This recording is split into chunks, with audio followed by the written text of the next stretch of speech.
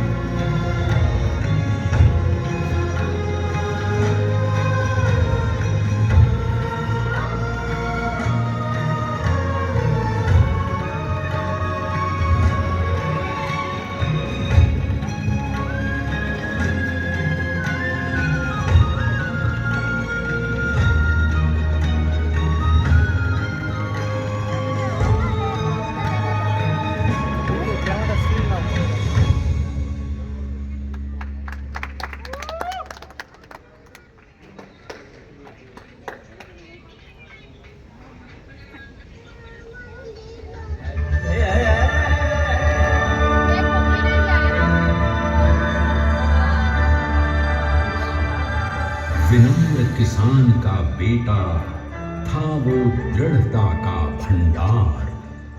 वल्लभ भाई पटेल नाम कहलाता था सरदार। कृषक कार्मिक जनगण से था उसको प्यार अपार। अखिल देश ने उसे रहनुमा किया था स्वीकार। गांधी बापू का शिष्य, सत्य अहिंसा का अवतार, किंतु एक भारत करने को धर लेता हथियार। लौह पुरुष संबोधन था वो लोहे की दीवार। तेज पुंज तुम, शक्ति पीठ तुम, बल का सागर अपरंपार। ऋणी देश का नम्र नमन तुम स्वीकारो सरदार।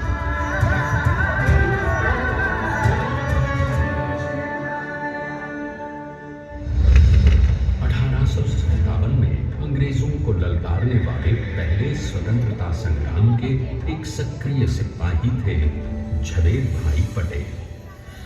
करमसद गांव के इस बहादुर देशभक्त किसान और उनकी पत्नी डाट भाई के 5 बेटों और 1 बेटी में से चौथे पुत्र थे वल्लभ भाई। बालक वल्लभ ने करमसद के बाद नडियाद से अपनी हाई स्कूल की शिक्षा पूरी की। फिर 13 साल की उम्र में उनकी शादी भी हो गई, छोटी सी झवेर बाई से। 2 बच्चों, बेटी मणिबेन और बेटे डाया भाई को जन्म देने के बाद झवेर बाई असमय ही चल बसी। सदी बदलने और 20वीं सदी आने पर उनका जीवन भी एक चमत्कार की तरह बदला। पीटर का इम्तिहान पास करके वो वकालत करने लगे।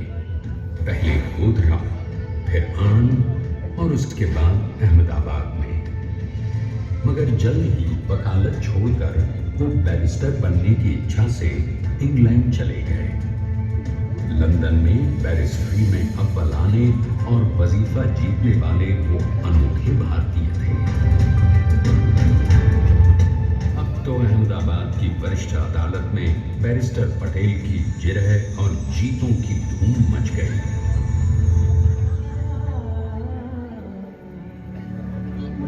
तभी एक युग पुरुष ने वल्लभ भाई के जीवन की धारा ही बदल दी। दक्षिण अफ्रीका में सत्याग्रह के अहिंसक अस्त्र से गोरे शासकों को सबक सिखाकर भारत वापस आए बैरिस्टर मोहनदास करमचंद गांधी से मिलकर वल्लभ भाई ने अपने कुछ बरसों से सीखे विदेशी व्यवहार और संस्कार हमेशा के लिए त्याग दिए और अब वो अपने खेड़ा के किसानों को हक दिलाने के लिए बापू के साथ आंदोलन में कूद पड़े। अब उनके पैरों में जूते नहीं, गांवों की धूल थी। हृदय में भारत भूमि की शस्य श्यामला धरती, मन में थे गांधी और मस्तिष्क में एक नए स्वतंत्र भारत का सपना।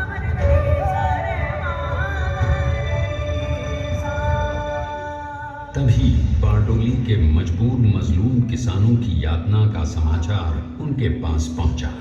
तुरंत वल्लभ भाई वहां पहुंचे और यूं शुरू हुआ भारत का सबसे बड़ा और सफल किसान आंदोलन बारडोली।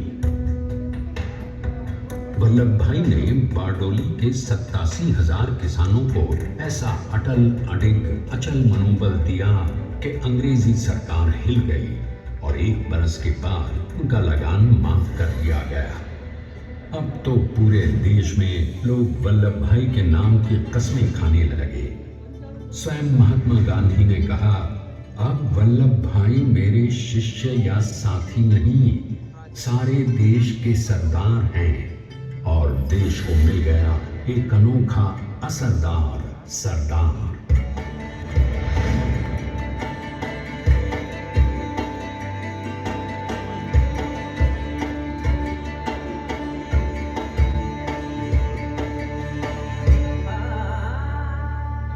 सरदार पटेल के नाम और देशभक्ति से अंग्रेज डर कर कांपने लगे। 1930 के नमक सत्याग्रह और दांडी कूच में वो बापू से भी पहले गिरफ्तार किए गए। तो सन 1932 में फिर उन्हें बापू के साथ ही जेल में 2 सालों के लिए डाल दिया गया। मगर आजादी के दीवानों को, स्वतंत्रता के परवानों को कौन गिरफ्तार कर पाया है। जेल से छूटते ही सरदार को कांग्रेस के नए राष्ट्र अध्यक्ष पद पर चुना गया और उनकी सरपरस्ती में राष्ट्रवादी भारतीयों ने तमाम ब्रिटिश सूबों में जीत हासिल कर वहां अपनी स्थानिक सरकारें बनाई। किंतु सरदार का सपना केवल सरकार बनाना नहीं था।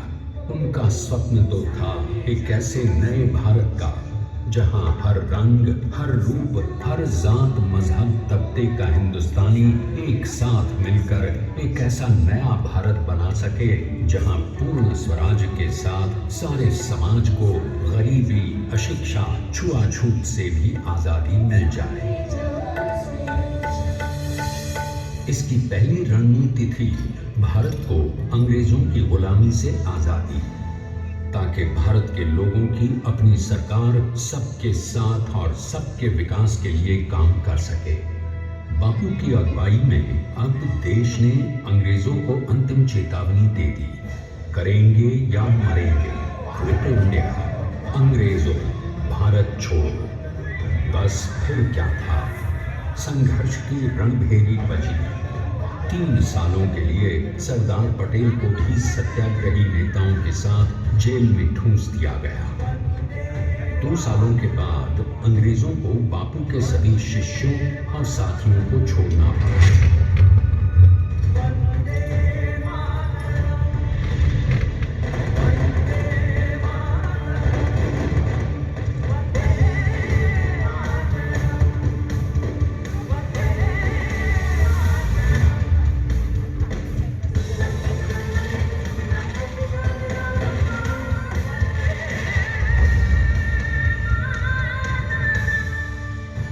स्वतंत्रता के स्वप्न के सच होने के साथ अब सरदार पर कई एक नई जिम्मेदारियां थीं। आने वाली आजादी की तैयारी और एक नए भारत के लिए नए लोकतांत्रिक संविधान की संरचना। जैसा उनके साथी ने खुद कहा था, सरदार ने ही छेनी हथौड़ी लेकर एक नए भारत को उकेरा है।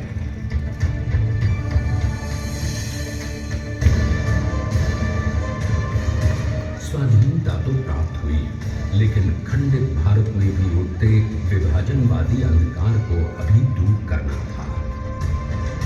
जब देश के खंड खंड होने का भय उत्पन्न होने लगा, तो सरदार ने निर्भय होकर खुद अपनी केंद्र सरकार और साथियों को भी चुनौती दे डाली और जम्मू कश्मीर को बचाने के लिए सारे देश का आकाश वायुयानों से भर गया।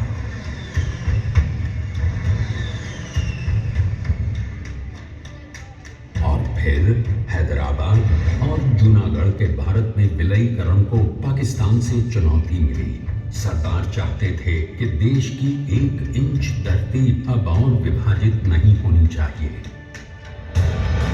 नए भारत को एक करने के लिए समझा बुझाकर मना कर 565 रियासतों को सरदार ने अपनी सूझबूझ सदाशयता संबल से एक नए स्वतंत्र भारत का अभिन्न अंग बना दिया।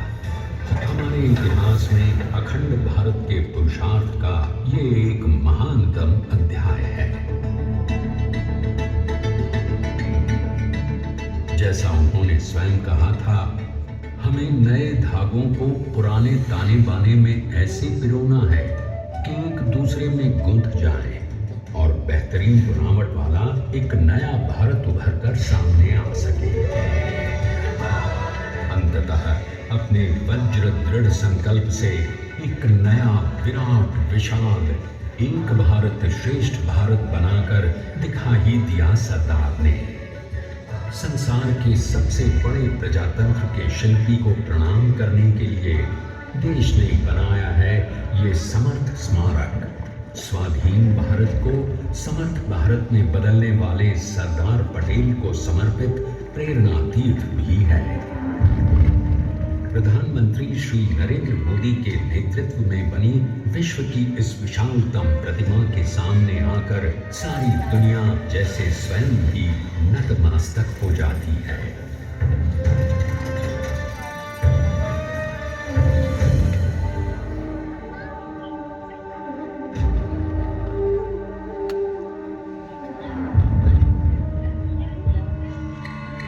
देश को बना गया वो अमित अटल, हरा सका उसे न कोई शत्रु दल। चट्टान के समान सा पुरुष प्रबल, पटेल तो स्वदेश का सम्मान है, पटेल तो स्वदेश का सम्मान है, पटेल तो स्वदेश का सम्मान है, पटेल तो स्वदेश का सम्मान है।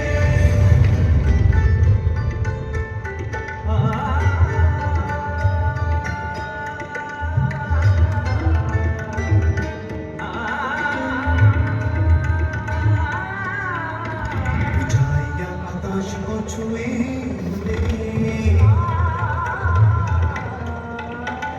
गहराइयां समुद्र की लिए कदम अडिग जमीन पर जमे हुए। पटेल अपनी आने वाली शान है, पटेल अपनी आने वाली शान है, पटेल तो स्वदेश का सम्मान है, स्वदेश का सम्मान है, स्वदेश का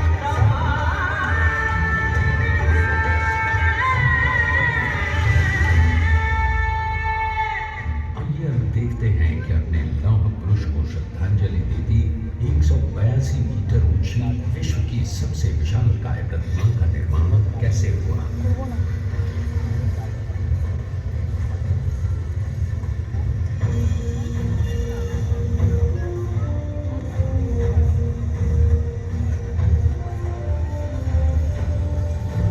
गगनचुंबी की इस अद्वितीय अभूतपूर्व प्रतिमा को बनाने के लिए सबसे पहले नदी का 4500 क्यूबिक मीटर का राफ्ट बना और फिर सीधा 600 फीट का कंक्रीट का कोर बनाया गया।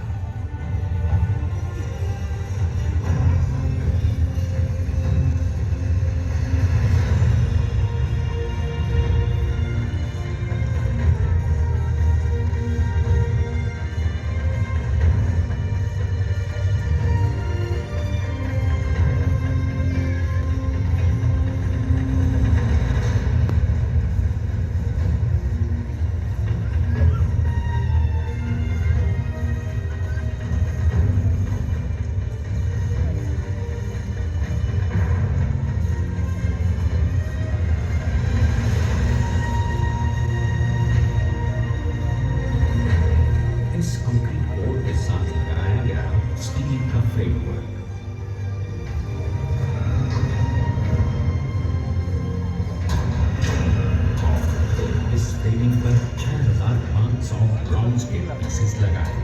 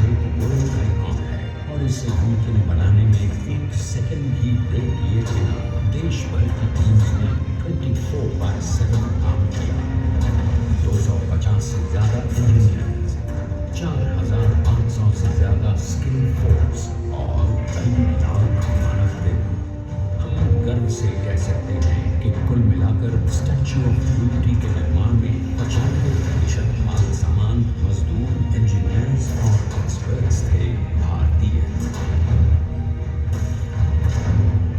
जानते हैं कि 182 मीटर ऊंची इस भव्य प्रतिमा को बनाने में कितना समय लगा? डिजाइन के लिए 12 महीने और निर्माण के लिए 34 महीने, यानी कुल मिलाकर केवल 46 महीने।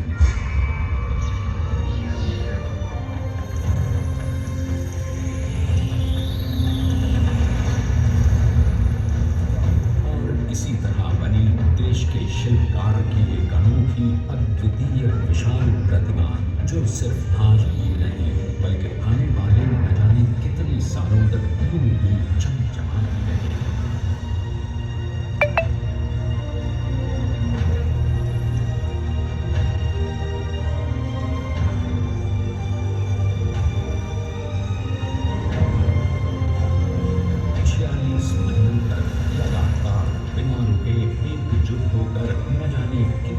परिश्रम किया और उनका साथ दिया भारत की 125 करोड़ जनता ने, और तभी मुमकिन हो पाया एक ऐतिहासिक निर्माण जो आज कहलाता है भारत की नई पहचान।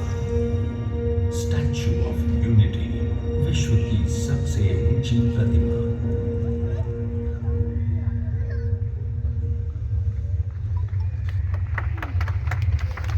सरदार ने अपनी गंभीरता, शालीनता और दूरदर्शिता से भारत को संगठित करने के असंभव कार्य को संभव कर दिखाया। आइए आज हम सब उन्हीं की महिमा में विश्व के सामने एक उदाहरण रखें, क्योंकि ये ही भारत को श्रेष्ठता के मार्ग पर ले जाएगा। हमारा कर्तव्य ये है, हमें निश्चय कर लेना चाहिए कि हमें हिंदुस्तान में जितने लोग हैं सबको मिल के भाई भाई की तरह रहना है। स्टैच्यू ऑफ यूनिटी एकता की प्रतिमा और श्रेष्ठता का प्रतिबिंब है। एक पहल है इस अखंड भारत को श्रेष्ठ भारत बनाने के सपने को पूरा करने के लिए। एक पुकार है हम सबको एकजुट होने के लिए। एक आंदोलन है भारत को सबसे आगे ले जाने के लिए, श्रेष्ठ बनाने के लिए। आपके योगदान और विश्वास से ही बनेगा एक भारत श्रेष्ठ भारत। एकता का संदेश है कि भाषा अनेक, भाव एक, राज्य अनेक, राष्ट्र एक, पंथ अनेक, लक्ष्य एक, बोली अनेक, स्वर एक, रंग अनेक, तिरंगा एक, समाज अनेक, भारत एक, रिवाज अनेक, संस्कार एक, योजना अनेक, मकसद एक, कार्य अनेक, संकल्प एक, राह अनेक, मंजिल एक।